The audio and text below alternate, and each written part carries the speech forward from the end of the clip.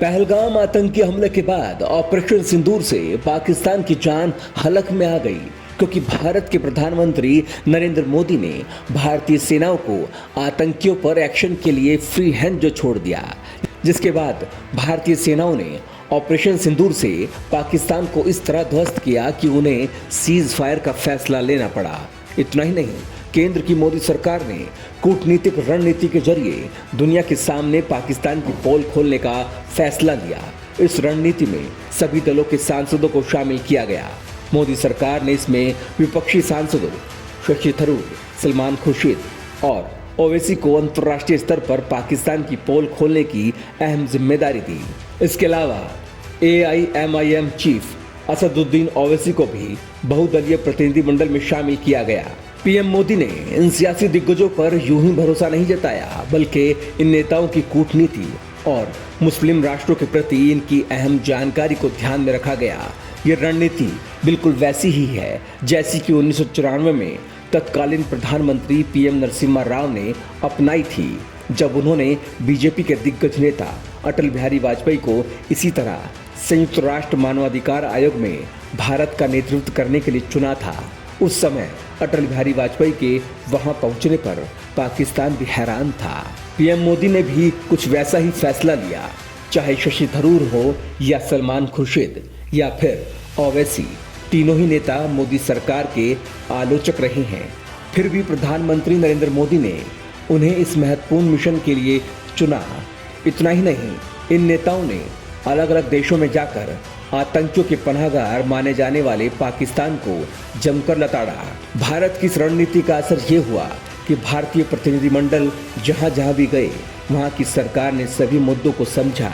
कई राष्ट्रों ने आतंकवाद के खिलाफ जीरो टॉलरेंस नीति का सपोर्ट किया। इस कदम से पाकिस्तान पर एक तरह का अंतर्राष्ट्रीय दबाव जरूर बढ़ा है कि वो आतंकवाद को लेकर अपनी हरकतों से बाज आ जाए। आपको बता दें कि PM मोदी ने जब डेलीगेशन में शशि थरूर का नाम शामिल किया तो कांग्रेस ने इस पर सवाल उठाए। देश की मुख्य विपक्षी पार्टी ने शशि थरूर का नाम कांग्रेस की ओर से नामित 4 नेताओं में शामिल नहीं किया था। बावजूद इसके सरकार ने उन्हें प्रतिनिधिमंडल में शामिल किया। इस फैसले को लेकर विवाद भी हुआ। कांग्रेस ने इस पूरे मामले में केंद्र सरकार पर गेम खेलने का आरोप लगाया। हालांकि मोदी सरकार ने थरूर को ये जिम्मेदारी उनके लंबे कूटनीतिक अनुभव को देखते हुए दी। शशि थरूर को संयुक्त राष्ट्र में काम करने का लंबा अनुभव रहा है। ऐसे में वो पाकिस्तान को अंतर्राष्ट्रीय स्तर पर बेनकाब करने में अहम भूमिका निभा सकते हैं। शशि थरूर को PM मोदी ने इसलिए डेलीगेशन में शामिल किया क्योंकि उन्हें पता था कि किस देश का कैसा स्वभाव है और कहां कैसा जवाब देना है। थरूर शुरू से ही ऑपरेशन सिंदूर के समर्थक रहे हैं।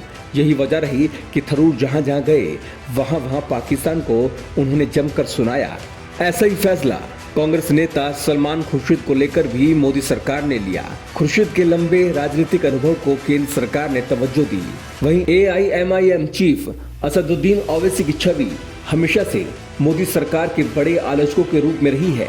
हालांकि पाकिस्तान के खिलाफ चलाए गए ऑपरेशन सिंदूर में जिस तरह से ओवैसी ने देशभक्ति दिखाई, वो बेहद अहम थी। इस दौरान ओवैसी ने पाकिस्तान को लगातार खरी खरी सुनाई और करारा जवाब देने की बात करते हुए दिखाई दिए। इसीलिए PM मोदी ने ओवैसी को बहुदलीय प्रतिनिधिमंडल का हिस्सा बनाने का फैसला लिया और ये फैसला एकदम सटीक साबित हो रहा है, क्योंकि अंतर्राष्ट्रीय स्तर पर ओवैसी समेत 3 विपक्षी सांसदों ने पाकिस्तान की पोल खोलने का काम बेहतरीन तरीके से किया है।